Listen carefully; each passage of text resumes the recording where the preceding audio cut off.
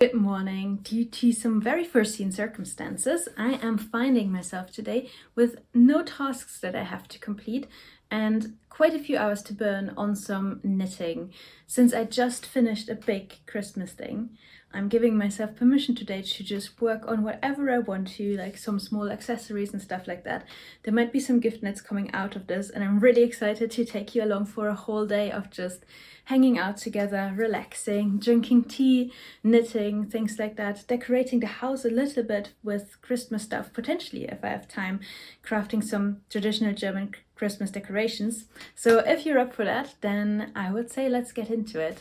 I have some projects in my Ravelry queue that I want to work on today and some yarns that I want to work with potentially. So I have this beautiful pure alpaca yarn that I've been wanting to make something out forever. This is from my trip to Scotland. I brought it back when I went to the Isle of Skye from the shop The Handspinner Having Fun, and it's chunky baby alpaca, and I think it's supposed to be a DK size, but it's so fluffy, the yarn, that I would say it's more for worsted weight.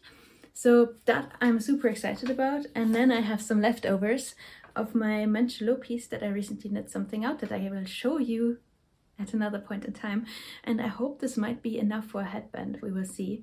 But yeah, I would say I will make myself some tea and we will settle down on the sofa and we'll get started with something. Small disclaimer that I only thought of now. If you are my little brother, don't watch this video. There might be something in there. I'm trying, I might not finish this because I have lots of knitting to do before Christmas, but just in case, just watch the last one or something like that. Okay, bye. Okay, so the first project I'm starting with today is the Trading Post headband. That's a free pattern on Ravelry, and I am very excited. I've been wanting to do this for a while and I have the perfect yarn for it, which is the leftover Manchelo piece. So I'm going to cast on now. Starting on the ribbing. I hope I didn't cast on too many stitches here. I followed the pattern, but some people said the gauge is quite weird. But I don't want to do gauge swatch in Manchelo because I don't know if I'll ever be able to rip it out again and use the yarn, and I don't have that much anymore left over. So crossing fingers, praying for the best, please bear with me. Unfortunately I had to frog because it was definitely too many stitches on there. So now I'm restarting and I lost a bit of time and that's a bit annoying, but I guess we're gonna see how far we get. As I said in the beginning of the video, I got a little bit of a late start because I was finishing up a bigger Christmas thing and that's now done. And now I have the ribbing done for this headband and it's almost time for lunch and I'm going to make myself a little snack, I think.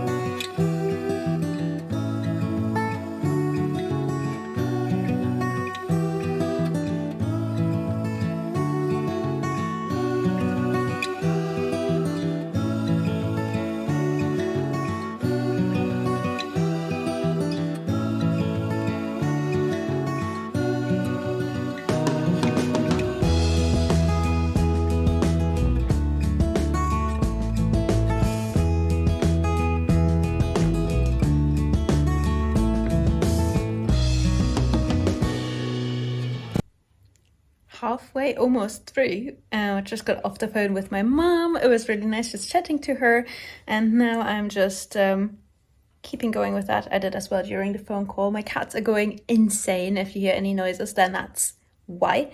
And yeah, let's just see if I can wrap this up today.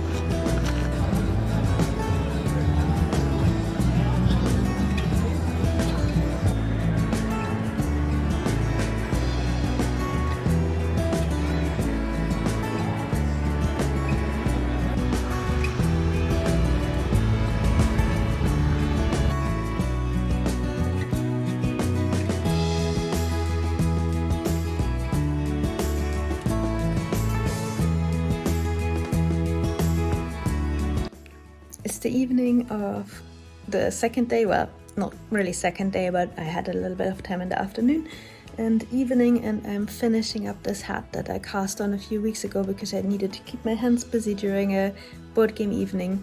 And I think actually this is gonna be done tonight, so there's that. Alright, yeah, I think I already told you that I have this evening free as well, which is nice. And I'm just finishing up this hat. I know I said it's a super basic hat, and it is, and it's just knitting for all of the merino, the Senna merino, held together with the, I don't know why I sound so deep tonight. Hope I'm not getting sick, but it's just knitting for olive, the thin merino held together with the knitting for olive soft silk mohair. And I have done the crown decreases, and now I just have to weave in the end. I don't know why I pulled this through so badly. I'm sorry for the clanking of the knitting needles, but you're getting unfiltered hangout, so I hope you enjoy that. I just kind of made this up. I have this document, and I recommend everyone does one who likes knitting, where I just kind of collect the amount of stitches for different yarns and the respective needle sizes I'm using to make hats, because I find that super useful. It's also kind of doubling a little bit as a gauge swatch. And I have a few of my favorite yarns listed in there, so I know that for a hat made from knitting for olive merino held together with a soft silk mohair, I need around 100 to 110 stitches. So I think this one had 108. And that's how the crown decreases then work. Because if it's a multiple of 12, then it works quite nicely. So I'm just weaving in the end and chatting with you. Don't know, I've seen everyone do their yarn advents, and I'm feeling a little bit left out, but on the other hand I also have quite a lot of yarn. I made the kind of purposeful decision this year round to not buy an advent calendar at all. Last year, and that was fantastic, got the Inkvent calendar from Diamine Inks. I also like fountain pens, and they make beautiful fountain pen inks in all sorts of colors and with shimmer and all of that. And I kind of noticed that I'm like a magpie. I just like colorful things. So I also have way too many colorful eyeshadows that I then rarely use. The colorful fountain pen inks, all of the colorful yarns, a lot of colorful watercolor paints. I just like beads, embroidery floss, so much embroidery floss. I just like collecting shiny things in different colors, but not this year. I'm really, I was really upset, to be honest, on the 1st of December when I wasn't opening an advent calendar. I don't know, I just really love it, and love having them with little gifts in them. I just like that kind, I also liked Kinder Surprise eggs a lot when I was a child, so it's that kind of sort of thing that you're opening something, and it reminds me of my grandma, because she always used to make an advent calendar for us that she handmade and embroidered every single little pouch for, so that's quite nostalgic as well. But I just don't need more things right now, or at least I do not need more kind of sets of crafting materials, which is what I would order. I would probably order a yarn advent or ink or embroidery floss. And I feel like maybe it's a sign of maturing a little bit that I can recognize that and not just order something. But I do have to say that, I don't know, 1st of December, not opening a little packet kind of sucked. I just really love it. I don't know what to say. I just do. But I guess I kind of thought, asked Matthew if he maybe would consider packing up a few of my yarns that I have in my stash, and a few of my inks in different little bags, and then I could look at them, like open one every morning and look at something without buying anything, and kind of like rediscover the appreciation for individual skeins of yarn that are in my stash. Because I feel like sometimes you kind of forget that you have something. So I thought that might be a little bit of a nice idea. Maybe you like that idea, who knows? But he hasn't done that so far. So I might ask him again, or might just do it myself, but then I know what's in each bag, and that's defeating the objective. Well, this is done now. And I still don't know what to embroider on it. So if you have thoughts, then urgently comment them below. I think I might go for like a winter scene, because as I said, this beige is a little bit lifeless. It's a lifeless beige. But I think small snowflakes and stuff might look lovely on it in white. So it's kind of like a low contrast embroidery. But let me know, it's like this oatmeal colored kind of face color when you're sick. I don't know, I feel like I just combined these yarns badly, and the light when I picked them wasn't the greatest, so I only noticed after I was already halfway through the hat. That's what winter in Germany does to you and to your color selection. But yeah, I'll embroider this really soon. And the headband, I get it. Also, I know this light's horrendous, really, really horrible, but without it, there's not enough light. So I know it makes me look horrible, but that's just going to have to do, unfortunately. So I felted this a little bit because I had to, because it came out a tiny bit too big.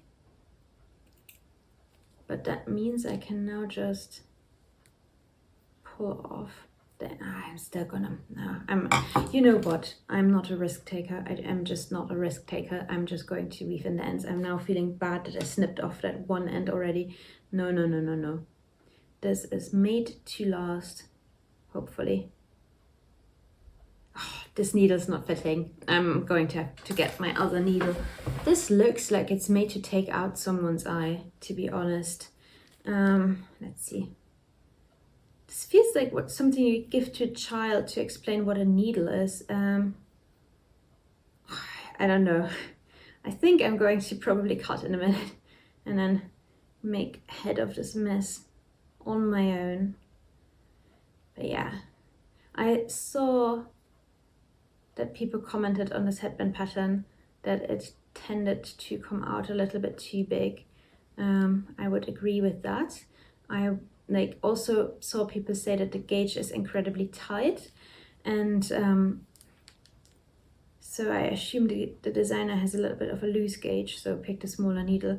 And because I have a super loose gauge, I still went down a needle size from what the designer said, who also probably has kind of a loose edge gauge, and it still came out super, super, super loose. Not super, super, super loose, but the finished head circumference was 64 centimeters, which is a bit big. I think normal would be like 55, or maybe that's just my head, because my head is enormous. One of my friends once told me that when she thinks of me, she thinks of a head on legs. I don't think that was a compliment, but what can you do? That's just me. But even for my head, it was a little bit big. And so I shrunk it down in the dryer in controlled increments, with me paying very close attention and standing next to the dryer literally, because I heard that this wool has quite a high lanolin content, so of the fat that's on wool. So I did not want to leave that unattended in the dryer even for a second. Hi! Are you jumping in? You helping? You can think which one of my cats that is, just based on the fact that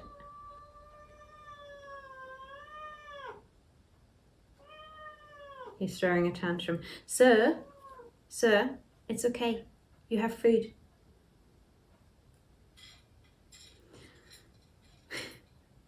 He's now found his dry food. I hope that's not too disturbing to listen to. Just little knopsings.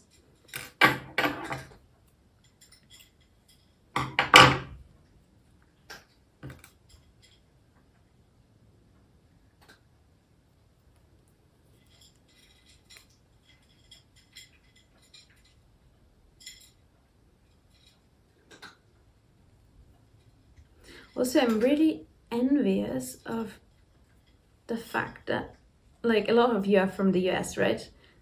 You can comment below and let me know where you're from. I'm quite curious, actually. A lot of you US viewers can already go and see Wicked in the cinema, right? It's just kind of been somehow weirdly a little bit delayed for the German and I think the whole European market. So I can only go watch it like next week, and I've seen a few clips and I kind of want to watch it now, and very envious that you can. Oof, that was the last end on this, I think. Let me inside spot check. No, it was not quite, but almost. So here we have it. Let me put it on.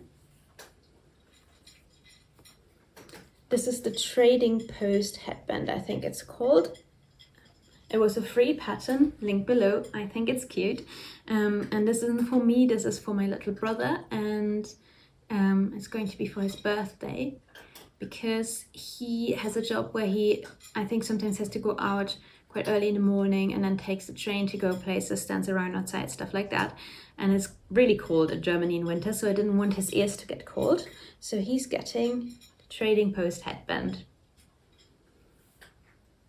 Made from Mancholopi, like that is unspun wool, and it's the wool that's made by the sheep that Manchego cheese is from.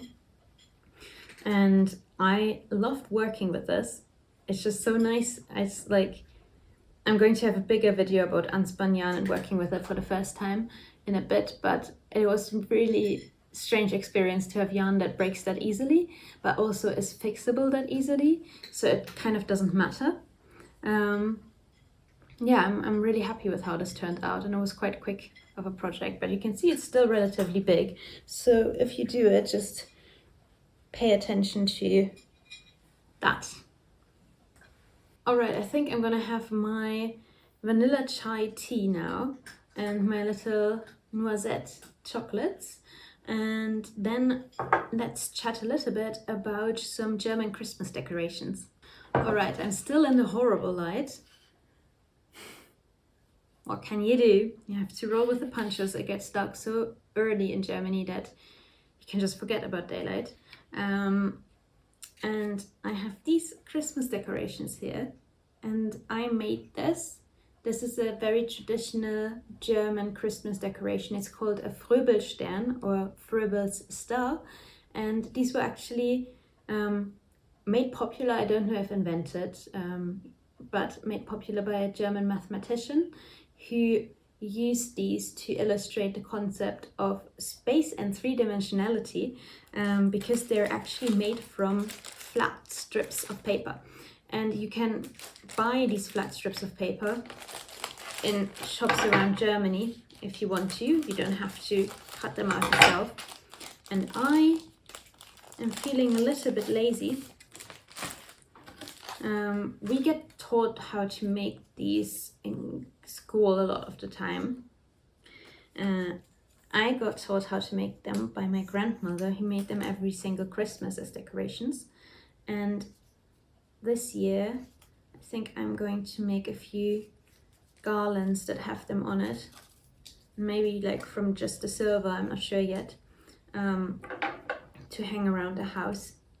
Hang from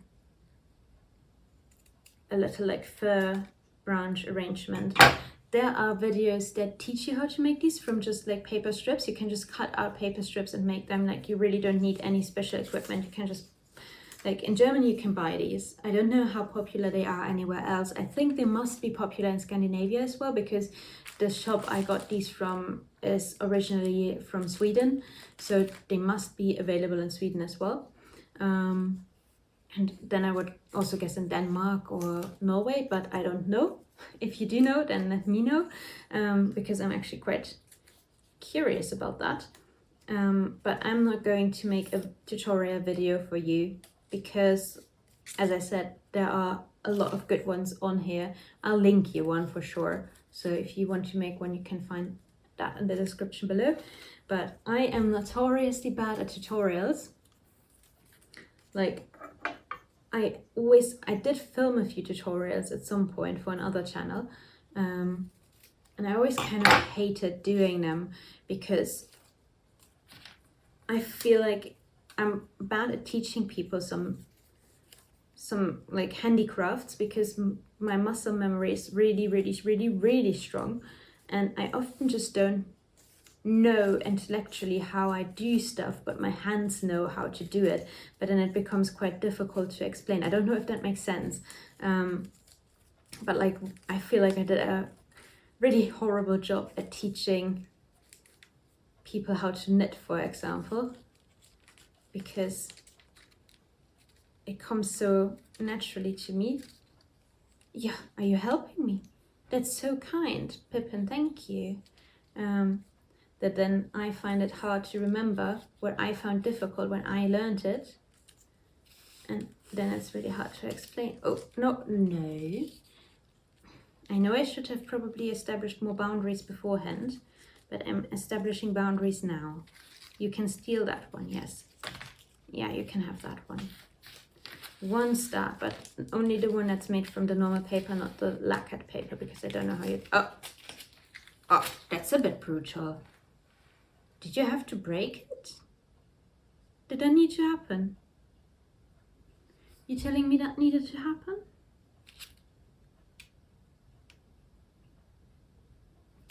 Oh, Pippin. Mom needs to tidy it away then.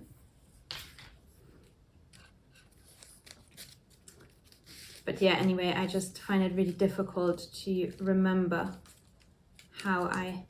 what I found helpful when I learned something. So I'm not a tutorial person. I know they're quite popular on YouTube, but I'm not the person to film this. If you have any cute Christmas decorations that are quite traditional for your area, then leave me some good ideas below, because I'm still looking for stuff that I can hang up quite far up, like under the ceiling and stuff, because of the young sirs who like to steal any paper craft that happens around here.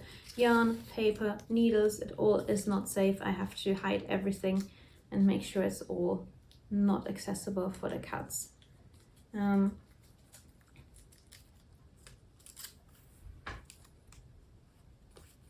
It's kind of nice just hanging out while making one of these stars. Don't know how long my camera battery will last though. Pippin. You get the wrong cat food, they refuse to eat it.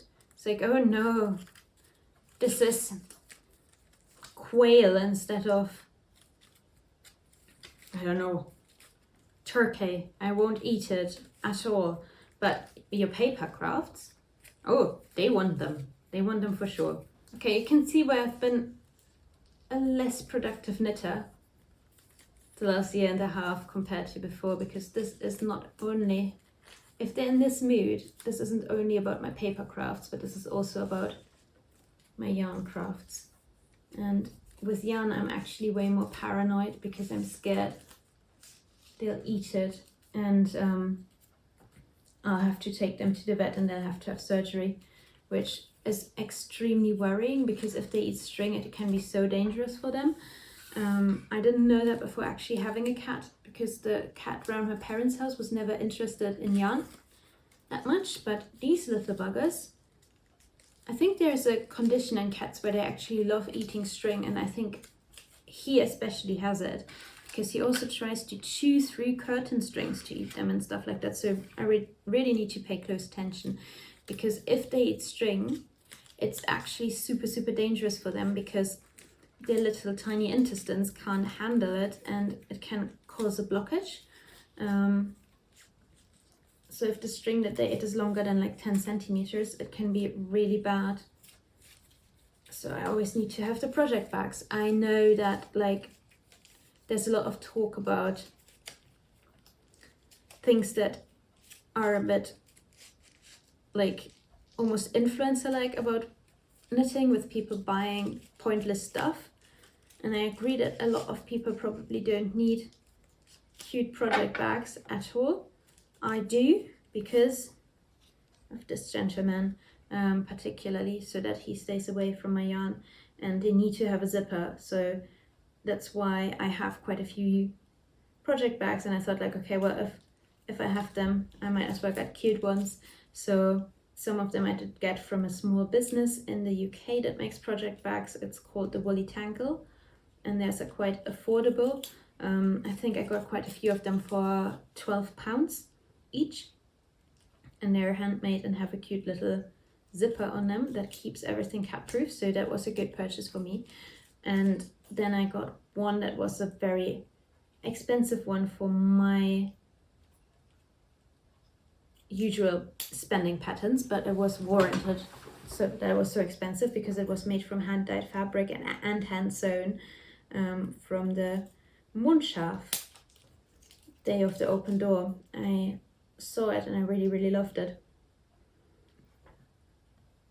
So yeah, I agree that for most people project bags are not essential, and also you can use basically anything as a project bag. But if I need to buy a zipper pouch anyway, then price-wise it often doesn't really make a difference if it's like a designated project bag or if it's just some makeup pouch. So I might as well support a small business and buy a project bag. That's why I have so many. So here we have our little Fröbelsterne. It's done. It's done. Ooh. Ooh. No, you don't want a hat. Oh, you don't want a hat. What if it goes there, where you finally look towards the camera so people can see you? Oh, you're a meerkat. That's amazing, baby. I love you too.